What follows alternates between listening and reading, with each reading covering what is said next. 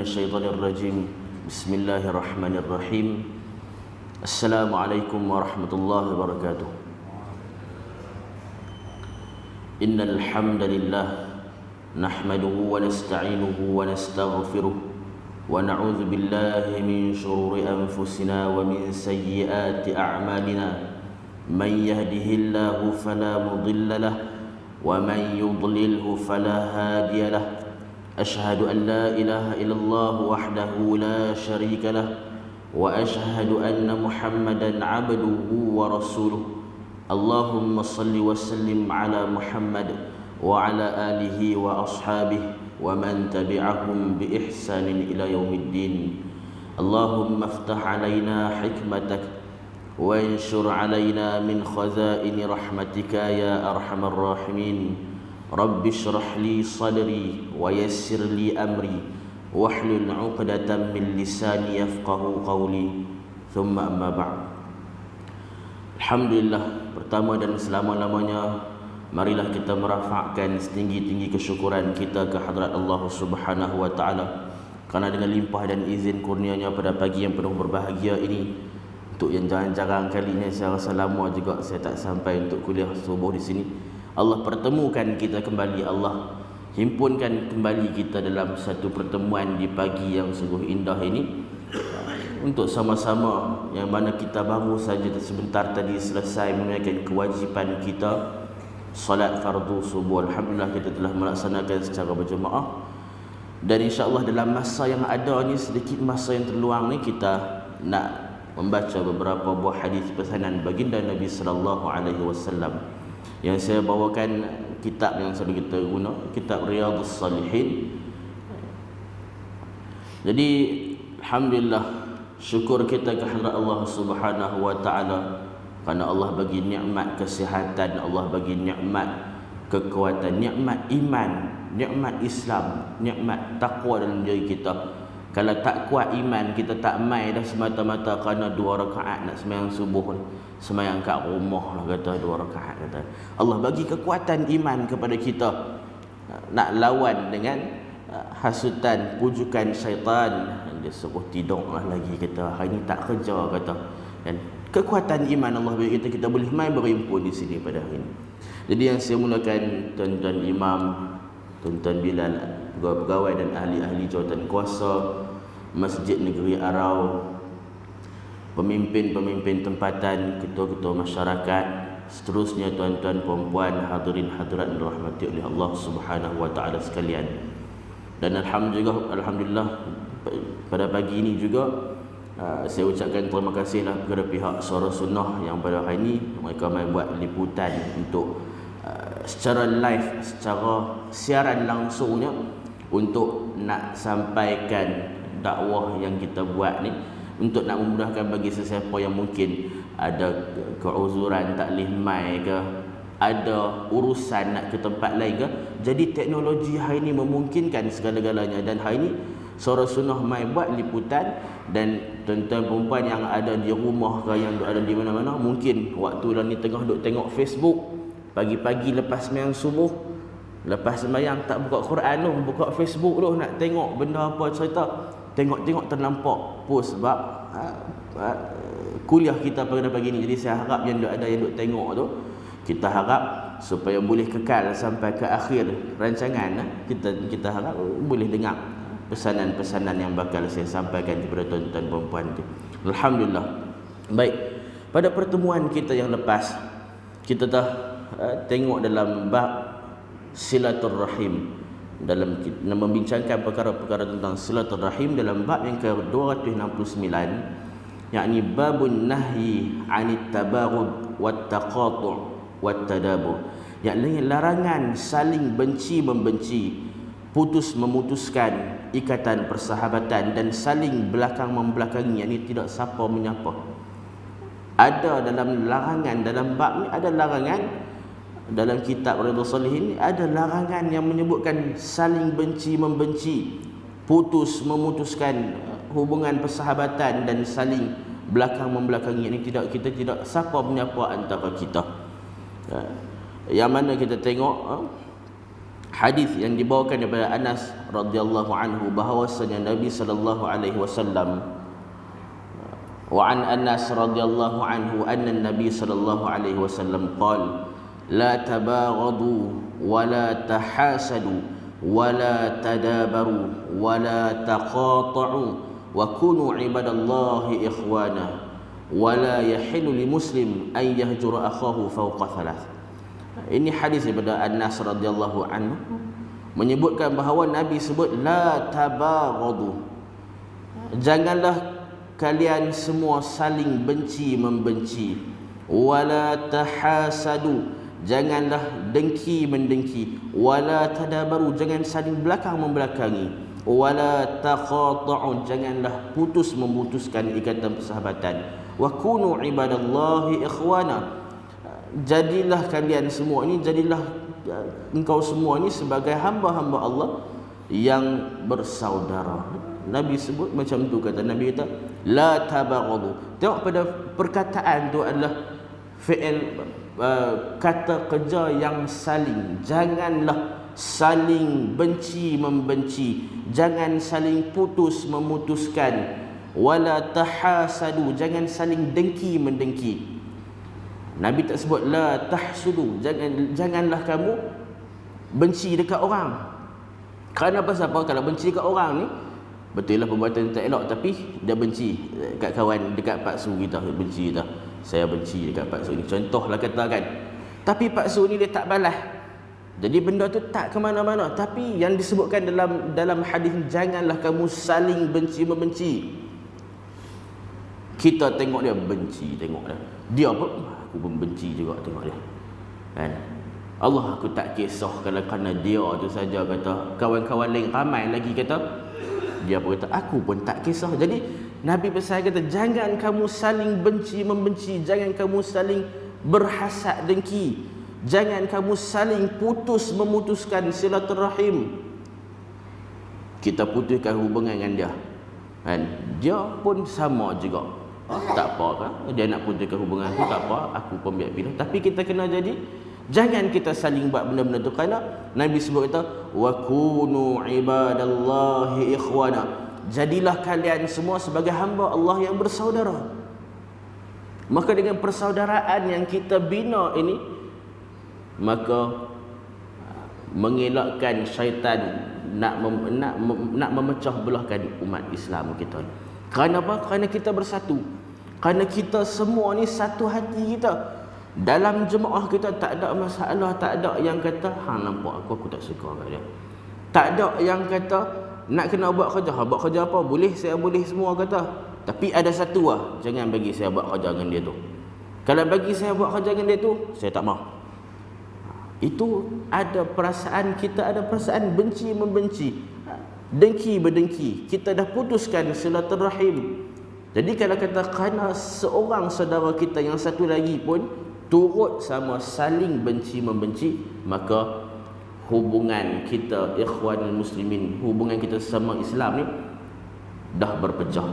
Jadi syaitan senang dia nak masuk, nak hasut kita. Dia nak senang, dia nak hasut kita.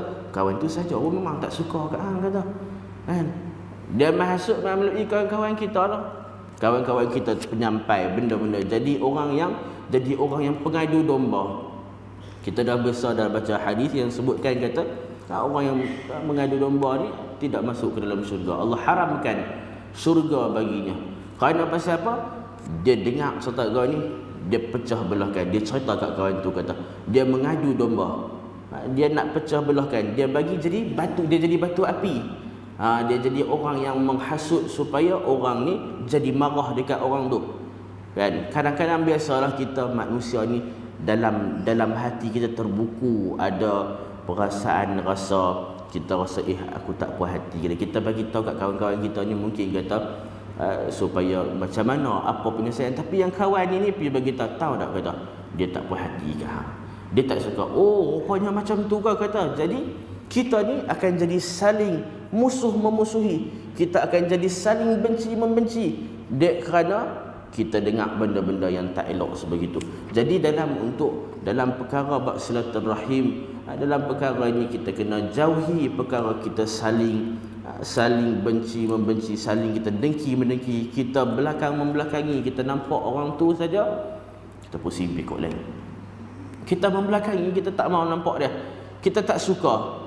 Kerana apa kita tak suka? Tak lain tak bukan adalah syaitan, laknatullah. Syaitan punya kerja lah yang bagi yang duk hasut kita supaya kita nak jadi benci ke orang.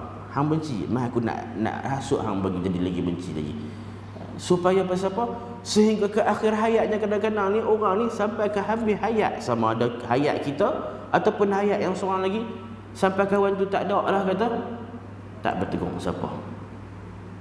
Kita rasa oh hebat aku kata, aku boleh pertahankan ego aku.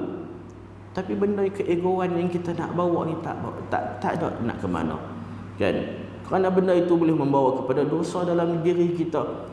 Kita hubungkan silaturahim. Dalam hadis yang lain menyebutkan Nabi sallallahu alaihi wasallam mencontohkan perkara yang nak bagi kata kita ni nak memanjangkan hayat kita, yakni yang pertama kita menyambungkan silaturahim, kita buat baik dengan orang, kita hubungkan silaturahim. Yang mana yang lama-lama sekali kita tak pernah jumpa, hari ni saya mai sini kita jumpa, kita bertegur, siapa? Apa habang Pak Ngah kata kan, lama tak mai sini, sihat kata. Cukup sekadar itu. Kan, bukan kata saya tak bertegur siapa tu kerana ada permusuhan ke, tapi lama kita tak berjumpa.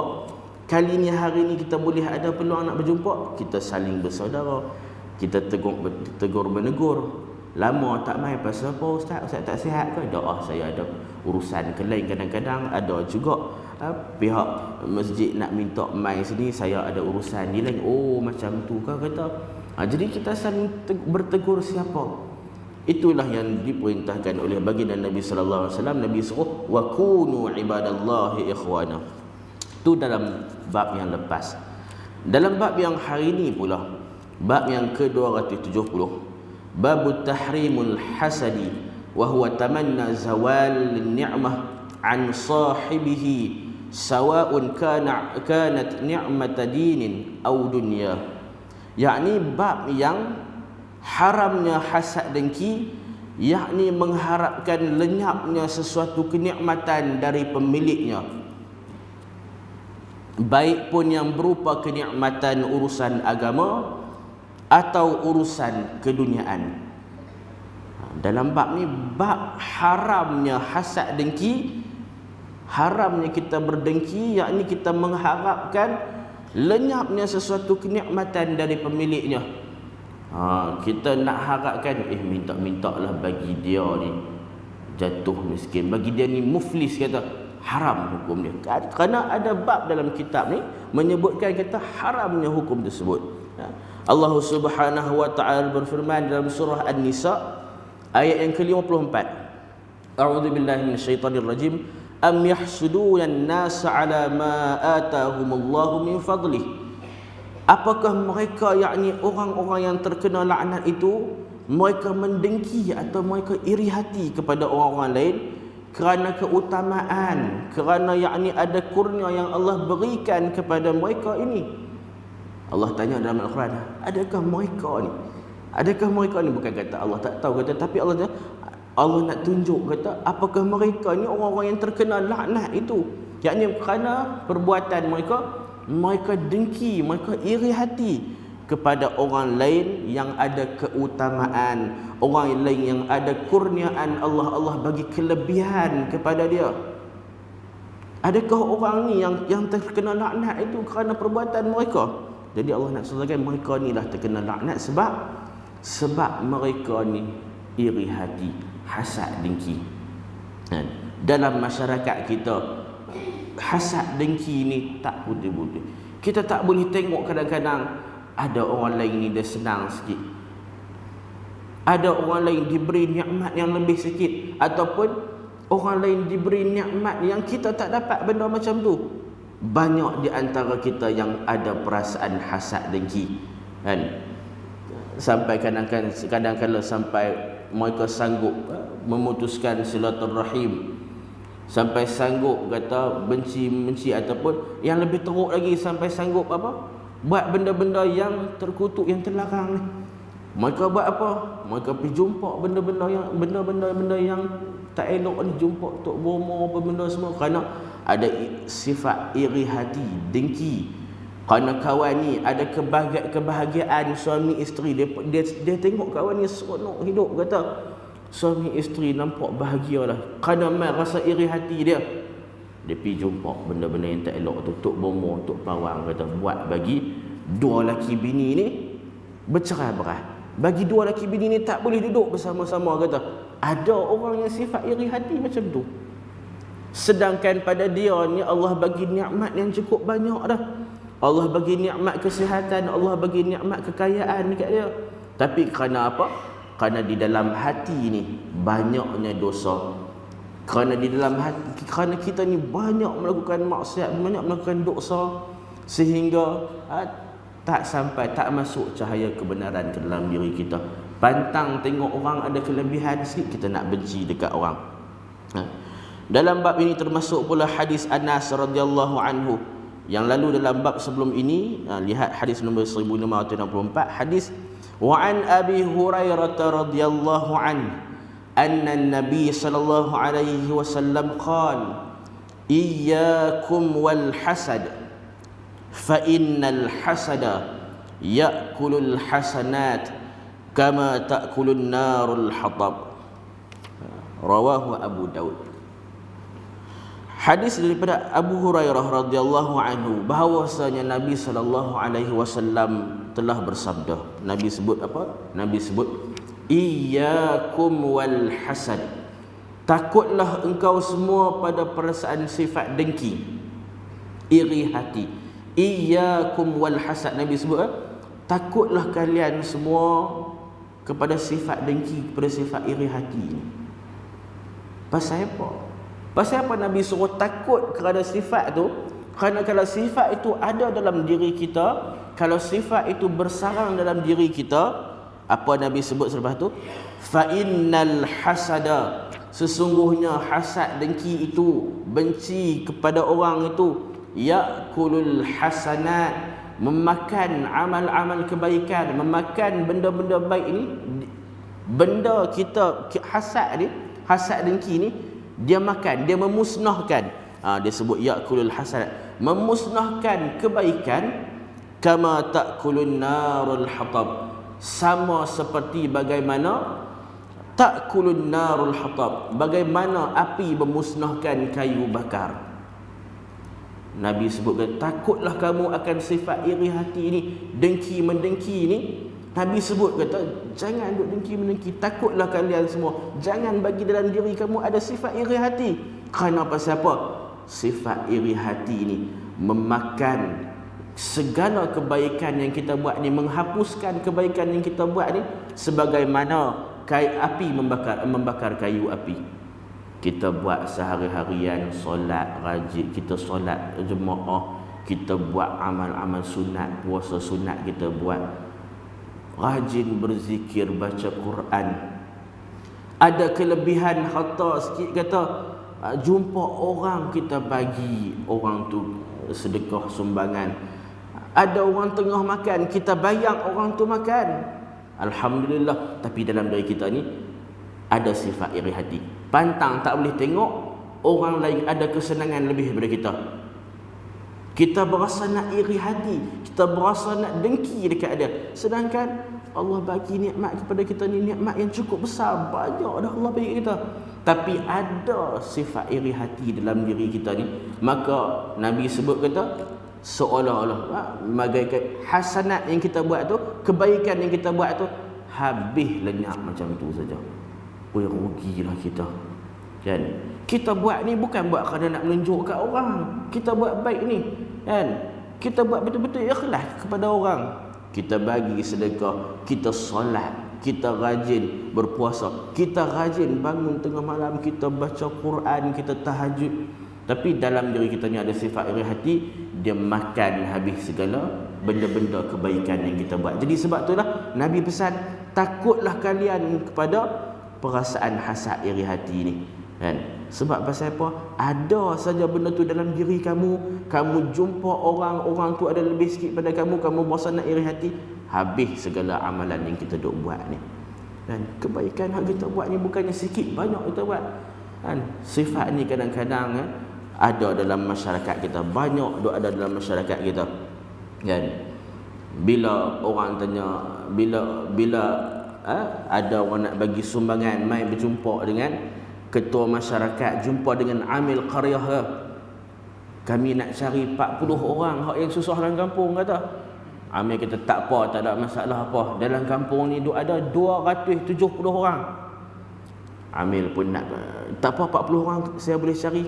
Amil ni pun tugaslah pergi nak cari, kata. Ada hak yang hamba Allah ni pun dia dengar kata orang nak bagi sumbangan, kata dia tu betul dia asnaf dia susah. Mas saya nak ambil dulu. Saya nak dulu. Oh berebut tak sanggup nak ambil dulu, kata. Kan? Tiba hari kejadian tu dia pun terima lah. Dapatlah kata orang nak bagi RM400 kan. Weh, dia pun balik seronok nak tangga. Lega hari ni aku dapat RM400 hari ni. Aku asnaf. Alhamdulillah, kita bersyukur Allah bagi rezeki kepada kita. Kan? Lepas tu tak duduk mai 2-3 bulan lepas tu ada lagi daripada mana-mana, mungkin agensi yang sama ataupun mai pula kerajaan negeri ataupun wakil rakyat kan nak bagi sumbangan. Mai jumpa amil qaryah juga, kata nak bagi sumbangan. Hak yang kawan tadi ni kata boleh nak pula, kata kan. Ai tak boleh dah, kita kampung kita ramai 270 orang. Hak 40 tadi mami dah dapat dah dalam 40 orang tadi. Duk ada 230 orang lagi yang tak terima. Tak apalah, bilah bagi kat dia. Kan? Tak boleh ke? Tak boleh. Bagi kat orang lain lah, kata. Tak apalah. Bagi kat dia. Dengar pula tiba-tiba hari tu sumbangan terima seorang RM1,000. Dia iri hati, digeram, kata. Ish, kata kan. Tak guna betul dia dapat lebih pada aku. Padahal tadi dia hak yang bermula, nak hak yang giliran yang pertama tadi tu. Kan? Dia dapat 200, 400. Tapi dengar pula kali kedua orang bagi 1,000. Mai agensi lain pula bagi. Dia nak berasa iri hati, dia tak bersyukur dia dah terima dah. Kan? Kadang-kadang ni manusia ni sukar nak terima kenyataan, kata rezeki dia Allah bagi yang tu. Kan? Dia kata kalau aku tahan sikit hari tu tak apa nak, kata terima hak kali kedua ni boleh 1,000, kata. Rezeki Allah ni Allah rahsia Allah nak bagi kepada kita. Kadang-kadang kerana kita ni sifat kerakusan kita, kita nak cepat tak. Tapi bila orang bagi dekat orang lain hak lebih, dia kata ish, tak guna tu. Aku minta 1,000 hak depa ni dapat ni, kata biar habis lagu tu, kata. Jadi dalam hukum ni haram hukumnya kita nak minta benda tu lenyap daripada orang yang terima kenikmatan, orang yang terima kebaikan yang Allah bagi ni, keutamaan yang Allah bagi ni. Kadang-kadang kita nak dengki dekat orang, mungkin orang tu ada kelebihan tentang mana sikit, sedangkan kita tak tengok kelebihan yang Allah bagi kepada kita. Allah bagi kelebihan kita pandai nak baiki rumah. Kan? Kita tengok kawan ni, kata dia ni reti, dia ni pandai perbaik kereta. Ish, kata aku geram kat dia. Pasal apa kita nak geram? Allah bagi dekat dia kelebihan pada dia. Allah bagi kelebihan pada kita, Allah bagi kelebihan yang ada. Jadi kita, kalau katalah andai kata kita ni dalam diri kita ada rasa syukur kepada Allah, nescaya kita tak akan payah nak ada sifat iri hati kepada orang. Ya, masalahnya kita sukar nak mensyukuri nikmat Allah. Kita sukar nak mensyukuri segala pemberian yang Allah bagi kepada kita ni. Maka dengan sebab itulah kita nak hasad dengki dekat orang. Orang ada lebih tak mana-mana sikit, kita tak ada, kita nak berasa dengki dekat orang tu. Dan jadi Nabi pesan, iyyakum wal hasad. Takutlah kalian semua ni akan perasaan, akan sifat hasad dengki, iri hati ni. Nabi pesan, janganlah, takutlah kalian semua. Pasal apa Nabi suruh takut?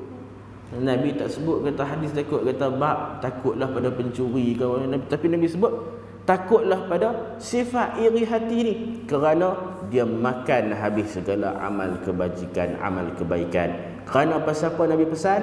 Hasad dengki ni bukan mai kepada orang yang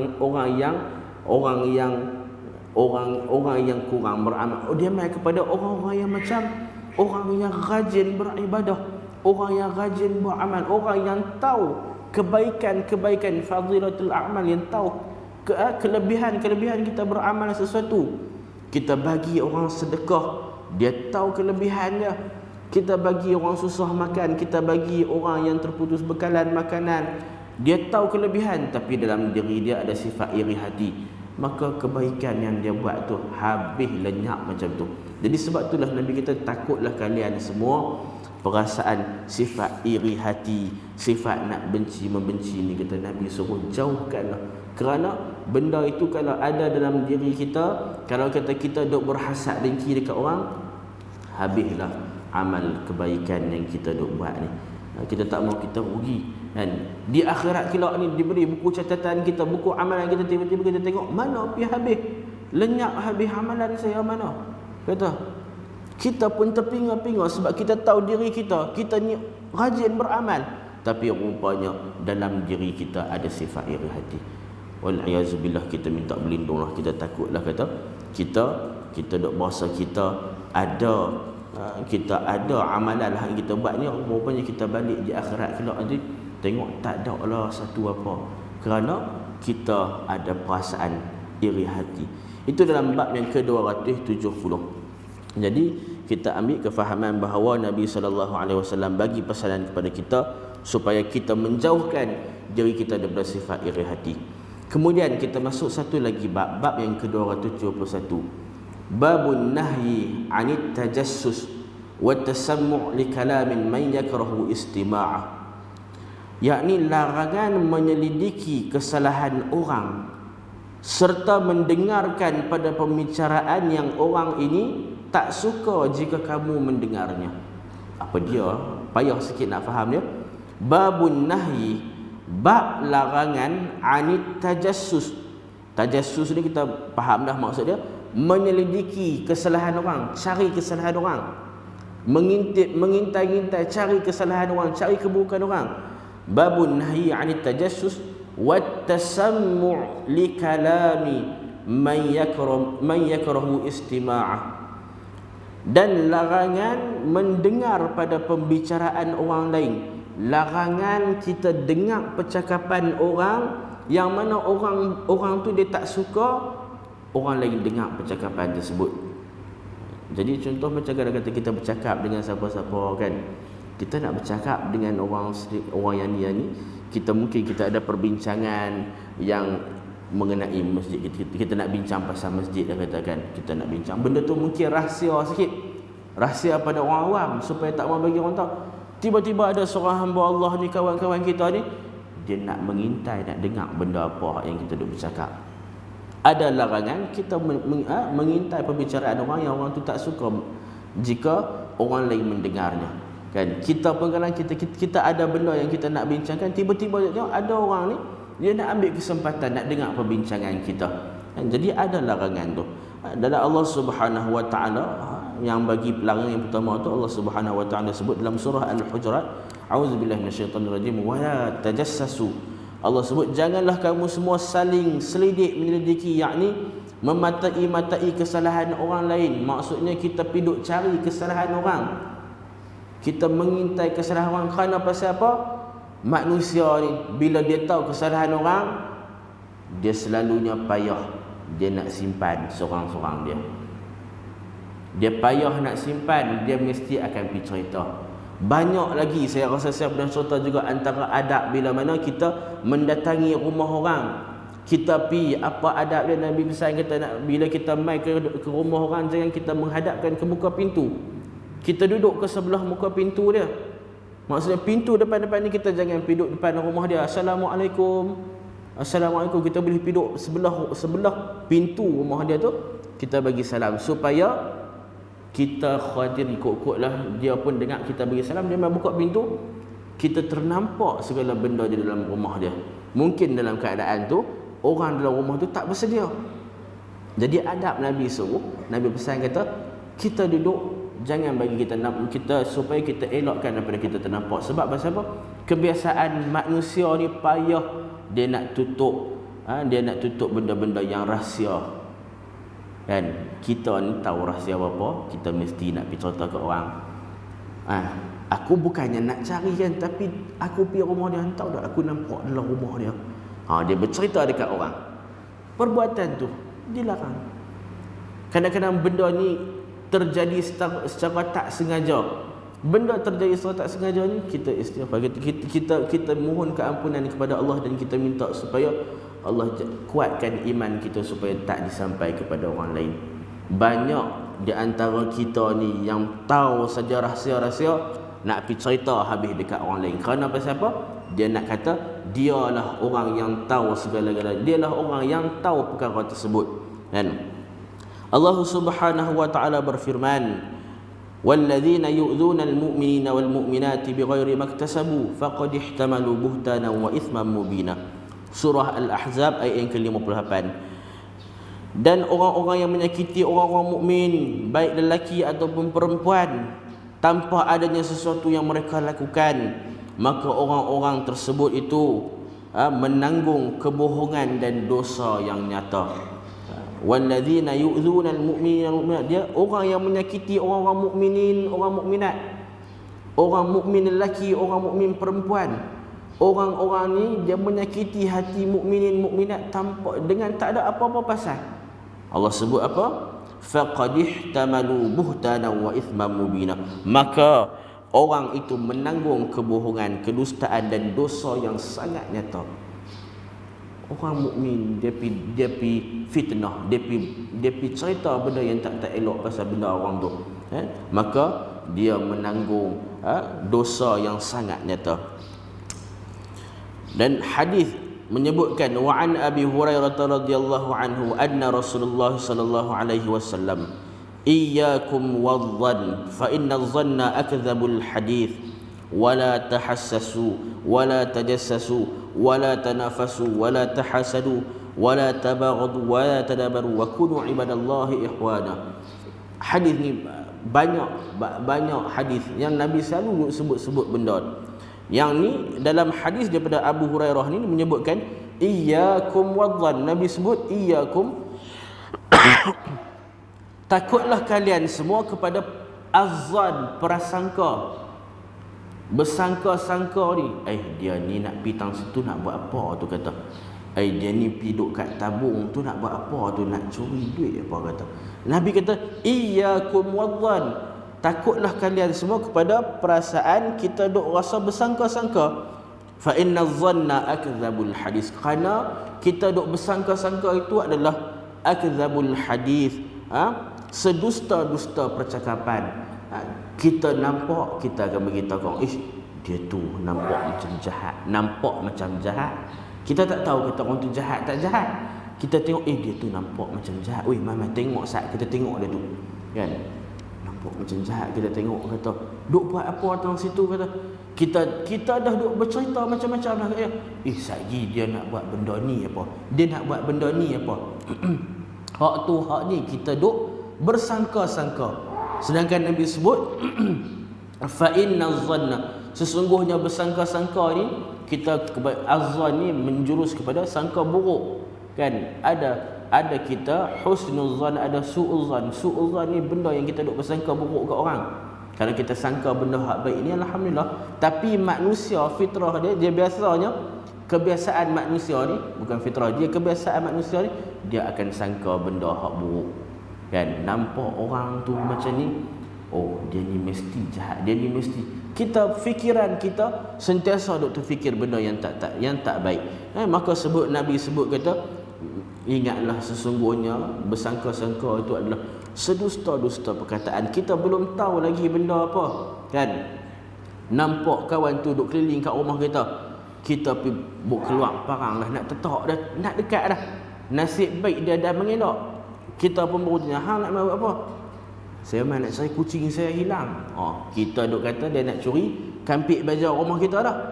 Duk bawa telefon, duk suluh, kan? Kita kata dia ni tak lain tak bukan man nak curi harta benda rumah aku lah. Buk keluar dah parang, buk keluar dah bekot, nak tetak dia tu kata.